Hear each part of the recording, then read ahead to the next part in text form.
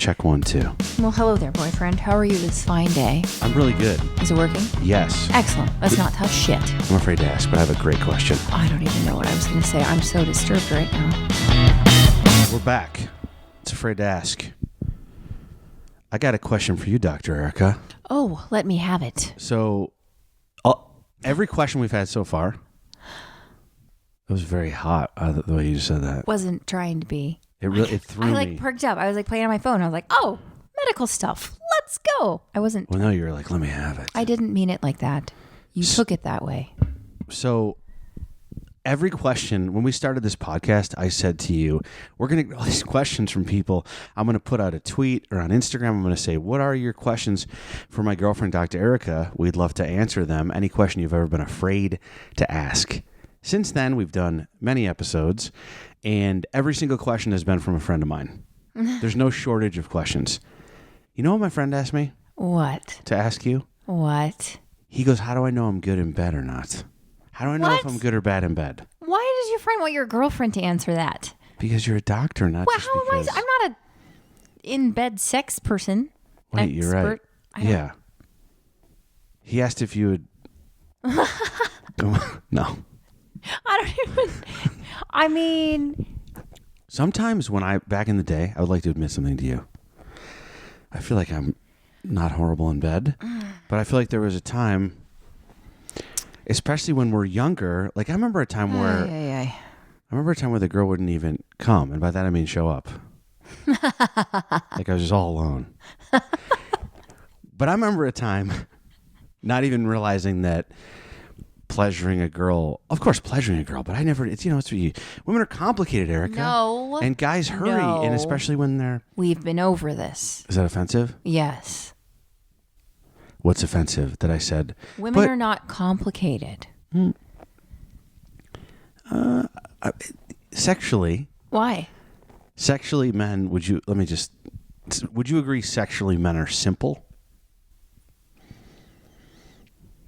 Would you agree that a man it's a simple situation?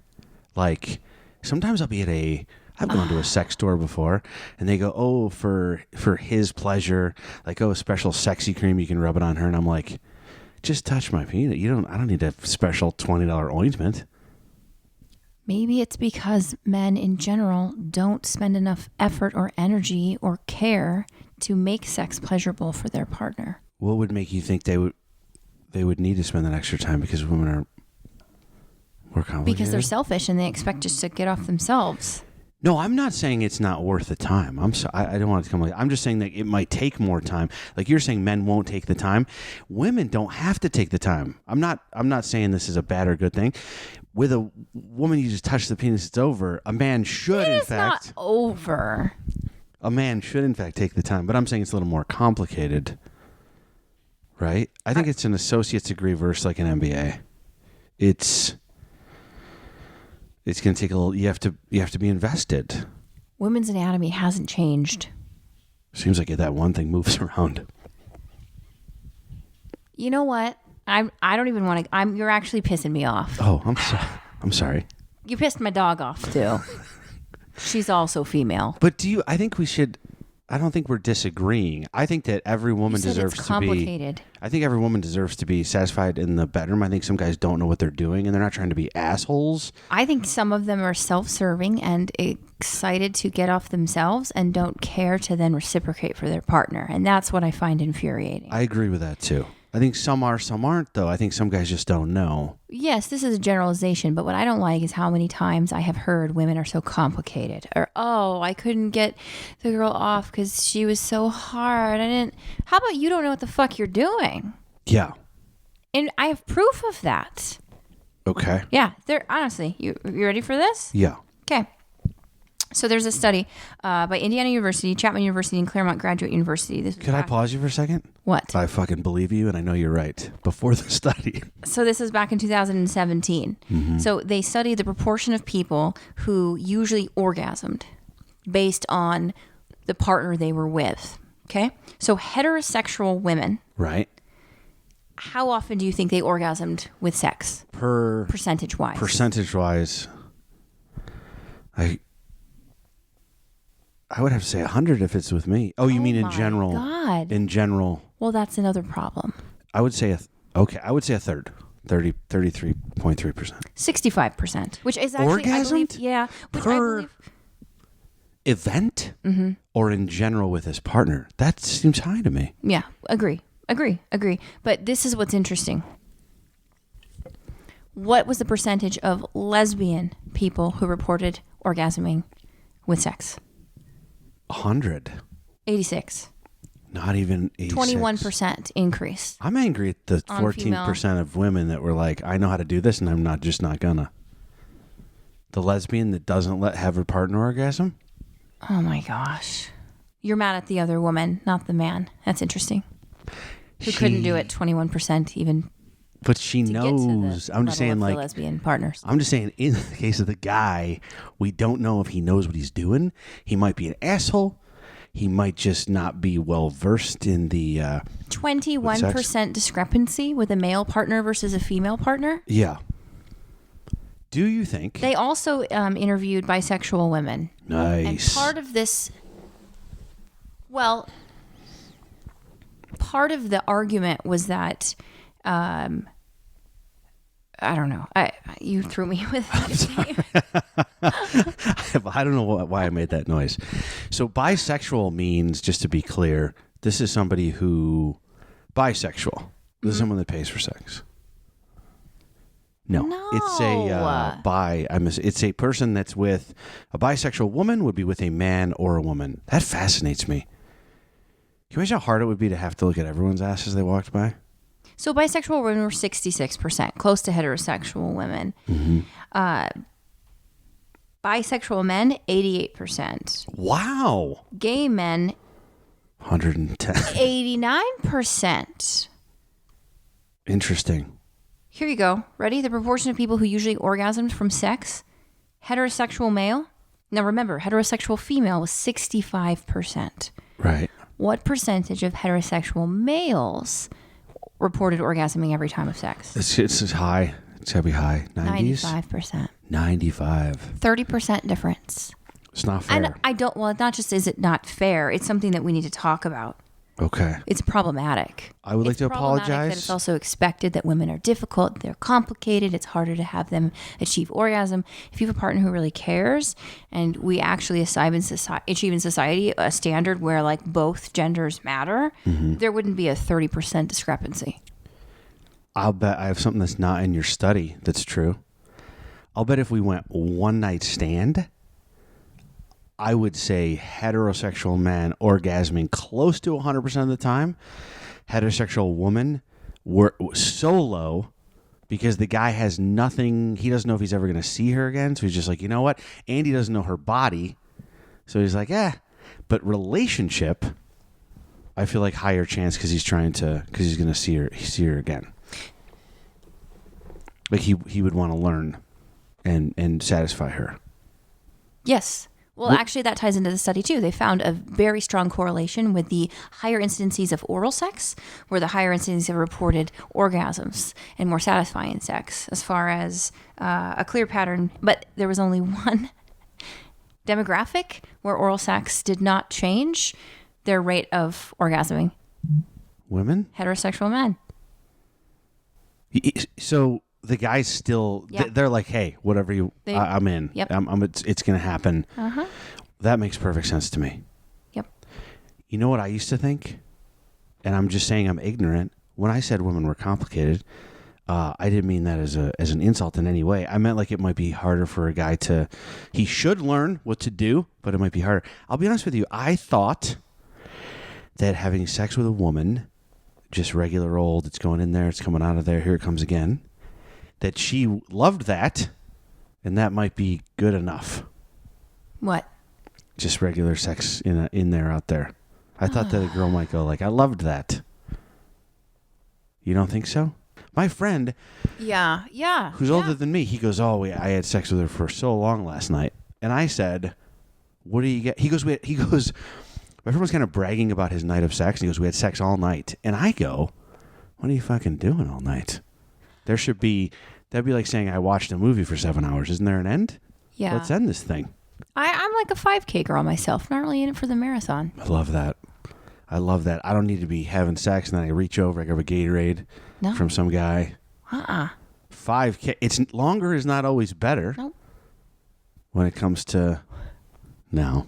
You know what though? Don't guys talk about sex with other guys? Like, how would that have just now come up for the first time? I think that's interesting. Well, that he thought this was like a stamina thing, like a bragging right, when really it's kind of like a maybe you didn't do what you should have done. I was going to say this something. Before I met you, I don't think I was very good in bed. And I think what I was might have been perceived as sometimes selfish, but I think that came from a lack of communication or I didn't have sex a lot though. That was part of it too. There was not a lot of sex. Hold on. What? I'm so perplexed by this entire thing. How did I suddenly make you good in bed? Communication. Who said you're... Oh, fuck. I'll edit out those noises I just made. This is a very subjective statement. You personally did not feel good as a sexual partner until me. Why? Is that because I compliment you or because you genuinely didn't? What are you using as your metric? She would boo afterwards. Oh. No, she would. Fair enough. That sounds like a very interesting study in of itself. Was a lot like my comedy shows. Nobody came. Nobody came. No. In all honesty, nobody's coming. That's funny. In all honesty, it was a combination of what you just said. I never got. I'll be honest with you. When I was in my when I was married, I don't think I got a lot of positive reinforcement. Okay. I don't think I got a lot of like, wow, you got that TV show, you're doing great. Even that stuff, everything felt like, I feel like I didn't get a lot of support. And then it was also, I don't remember ever talking about how it went, sex. I don't remember ever going like, that was good, or that was, you and I have had discussions early on where we were both like, we got to work on this. This needs a little bit of work. Well, right? I've never had bad sex with you though. That's why it surprised me. Like, it didn't feel like you were most improved. Yeah, I was never bad, but I feel like the level of communication that you have makes me, I was like, oh, geez, then that makes it so much better. And so that's why I was bad. And then also just, I guess, just not doing it a lot. But that's all. So you're saying, I think women it should happen every time for them, right? It should. That percentage should go higher. Yeah. Do you think a lot of guys are like, we don't have that kind of time? Like, is it because it takes longer? Sometimes it takes quite a while for a man to achieve orgasm. True. Doesn't even seem like an achievement to me. I appreciate that verbiage. I feel like it's so easy. You're right. Sometimes it does take a little while. Good point. Yeah, you're right. And so I'm just trying to say, what are we learning from this? We're learning that guys have to be less selfish. Yeah, that's what I would say. This is a generalization. This does not go for everyone. But in my experience in women's health and what I hear day in and day out is I have guilt that I don't want to have sex with my partner. I am not that strong of a sex drive of a woman. There's something wrong with me. And then I ask them, well, why don't you want to have sex? Like, do you masturbate? Yeah. Why don't you want to have sex? Well, it doesn't feel good. Or it hurts. Or he doesn't do anything that feels good. I'm dry. He never stimulates me to where I want to have penetrative sex. Well, what the fuck then? No wonder you don't have a sex drive. Sex isn't good. Your partner is not meeting your needs. That's problematic. Yeah. So, yeah, when I hear that a lot, and truthfully, I hear it every day almost. If I really talk about, if I have a female coming in about sexual complaints, it's usually that. The guilt that they have that they don't want to have sex, not the sex sucks. I think that's very interesting. I've never had a male patient come in and say, I feel really guilty that I don't want to have sex with my wife enough. They will say that. But when I follow up they don't want to? Yeah. And they're not, they don't have a strong libido. Yeah. I do the same exact questions. Well, how is your sex life? How do you feel? How are your orgasms? Are you having a difficult time with erection, ejaculation, or both? I've never heard a man once say, well, the sex with my wife is bad. She doesn't fulfill me she doesn't do things to me that feel good, so it hurts. It actually hurts me, so I don't want to have sex, or it doesn't arouse me. I don't think I'm saying anything controversial by saying you're very attractive, and sometimes when I see you at work and I see you dressed up in your doctor scrubs, it's even more so. Have you ever had a guy come in and say, I can't get an erection, and then you're like, well, what is that? Yeah. Right? In which you have really? Yeah. Like a man got in it. Because I was saying it not even as a joke, like it's not that your penis doesn't work. It's where your mind's at, right? Yes. Well, that's actually something that I do have. And it's a difficult conversation. It's very hard for a male patient to open up to me more than my female patients about sex. You know what else is really hard? My dick. Gross. So I do talk to them about... Sorry. When a guy says, I cannot achieve or maintain an erection. Achieve, I get it now medically. Achieve is mean we get it up there. Like I put up a tent. Correct. Maintain is like, hey, if there's can it stay up all night? Yeah. Okay. Or have successful ejaculation, right? Because there's 3 different steps that men struggle with, not always all of them. Get it up, keep it up, finish it up. Right. So then I ask them, well, what happens when you masturbate? Can you masturbate? Yeah. And they go, yeah, of course. Yep. And it's never dawned on them. But that's that's the very thing. That's the very thing that's messing it up. So when I do have a patient, and you have to be very, very specific about this. If you have a patient who has a hard time achieving, sorry, that's the word. That's just what we use as doctors. I like it. If you have a patient who has a difficult time getting an erection, Yep. and they say, I can't ever get an erection, then we look at systemic problems, complications with diabetes, coronary artery, or other peripheral vascular disease, I should say, problems with hyper and hypotension, okay? You have to look at a systemic workup of why. Right. Perhaps they have some type of peripheral neuropathic ailment. Maybe their porn's not good enough. I'm just kind of chiming in. That's the other thing, though. If they can have an erection... with themselves, they can have an orgasm, but with their partner, they can't. We know what the it's a problem is. relationship thing. And a lot of them look at me like, oh, holy shit. I never thought of that. And that's when you have to work on it. And a lot of times patients, it just comes down to usually major depressive disorder or generalized anxiety disorder. Do I go, here's some Viagra, or do I say, because the Viagra seems like we're not getting to the root of this thing. No, you have to treat the actual underlying problem and not just give them a Band-Aid. Right? Because there's probably a larger issue at hand. Yeah. That's tough, though. But then you do try to foster a better relationship. And then it's really cool to have a patient come back and be like, oh my God, my sex life is amazing. Does that happen? Yeah. Well, that's good. What do they go to therapy? They try to, maybe they quit the porn? Well, we either fix the underlying etiology, which is great because it can sometimes be a life-saving measure if they have uncontrolled diabetes and didn't even know about it. So that's 2 birds, 1 stone. Or I work on counseling or marriage therapy or something to help in that department. And it's really cool to see people come on the other side, happy, successful, and have great sex lives. Problem is we don't talk about it. Yeah. Men in particular are very embarrassed to share with me that they have a hard time with that. I imagine they are. Yeah. I would rather see I think I'd rather see a male doctor. Yeesh, I don't want to see anybody. I don't want to talk about it with anybody. That's a problem then. Yeah. Because then your partner would wonder, was it them?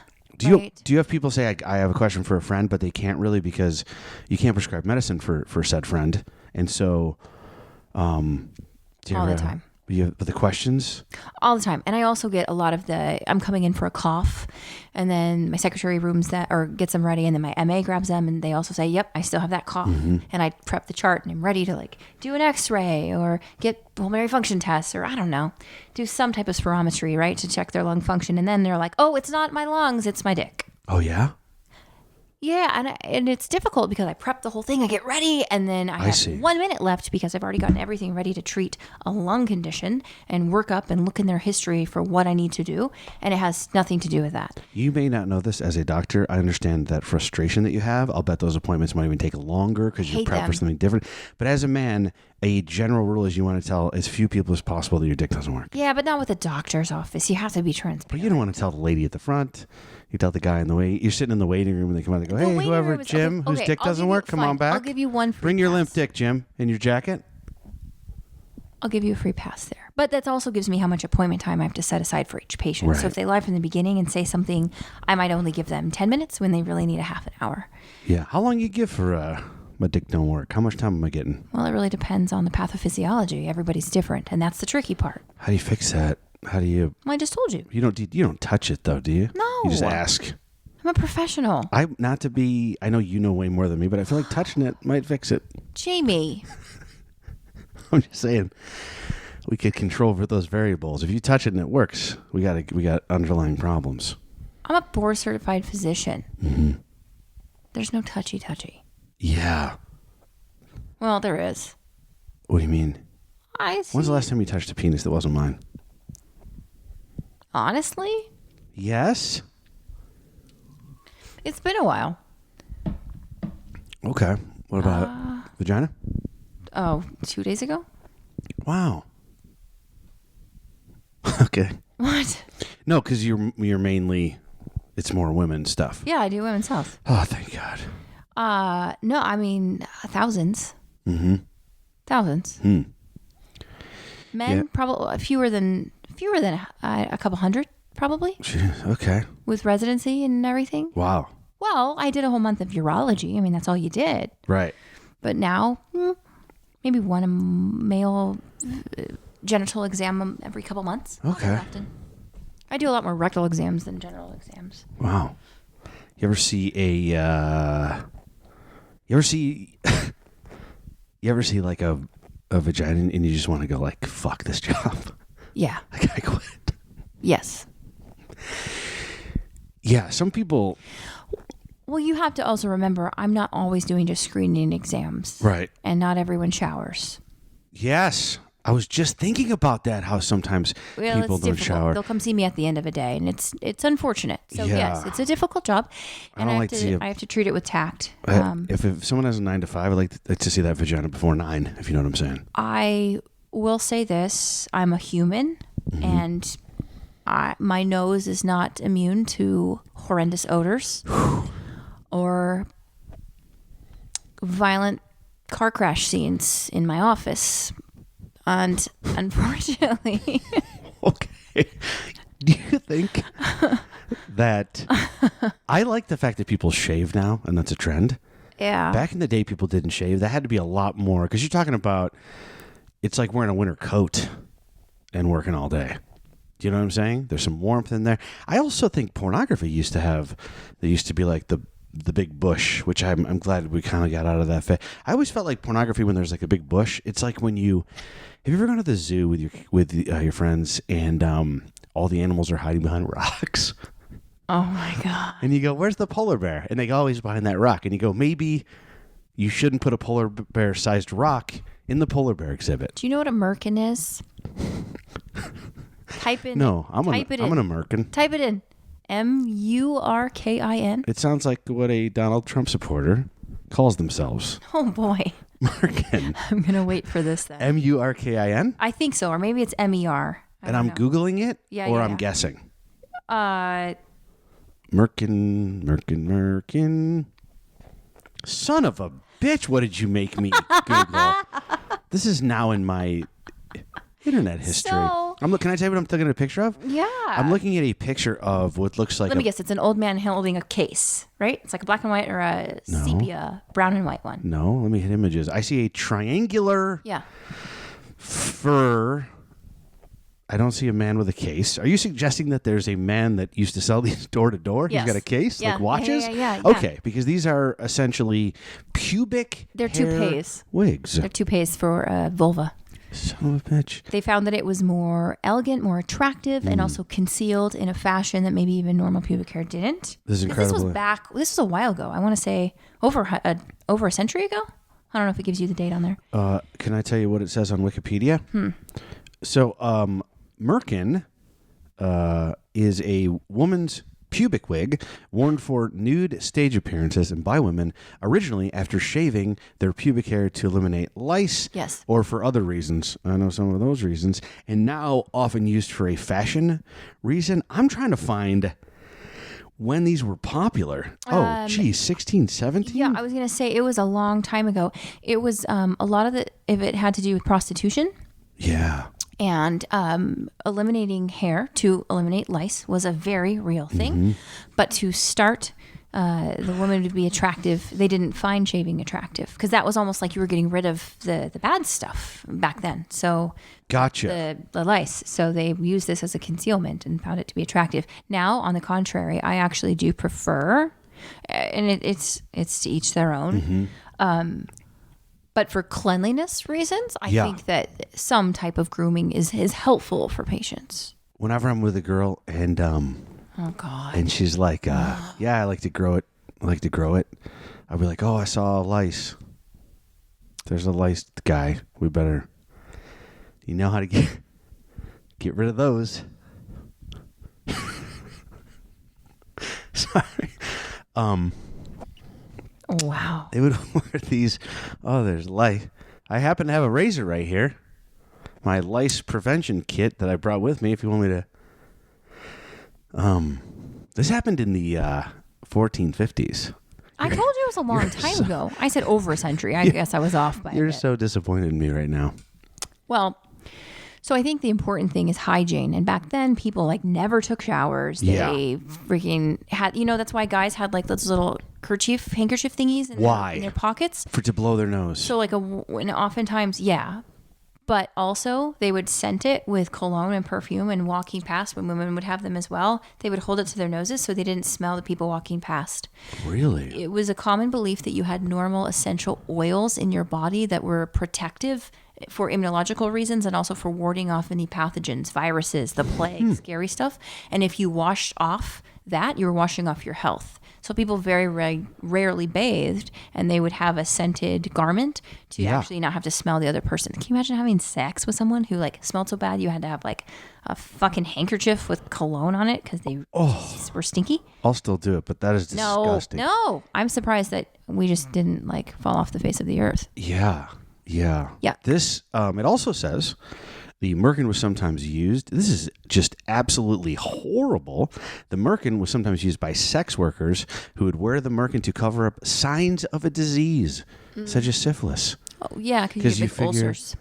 Can you imagine that? That's why whenever I'm with a sex worker and they have pubic hair, I tug on it. Oh, my God. I give it a tug. Is this attached?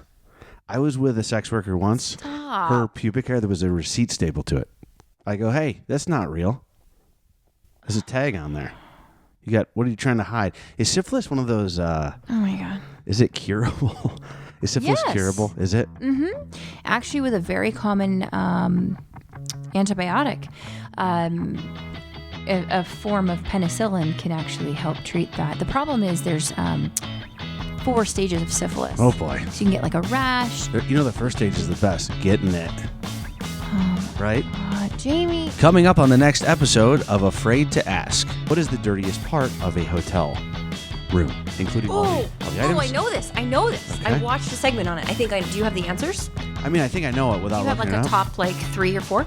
I'm going to look it up, but we did I this. know it. I know it. You know what the no wash movement started with? What?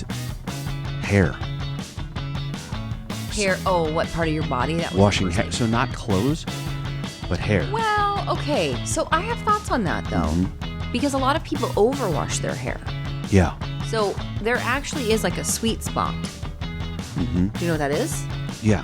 Sometimes it's hard to find a sweet spot on a woman. Sometimes.